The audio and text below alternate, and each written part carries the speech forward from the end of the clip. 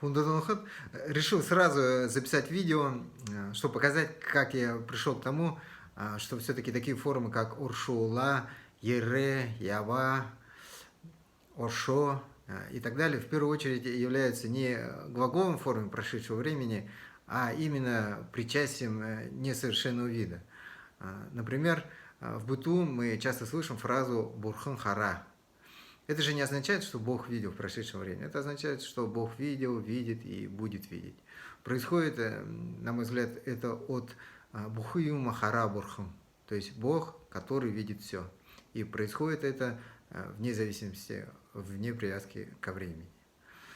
Или, допустим, если обратиться к классической бурятской литературе, то бурятское название романа Баради Мунгонова «Хилок наш бурливый» звучит как «Харилон урда хилонне», в котором урда, конечно, не означает тек, а означает который течет.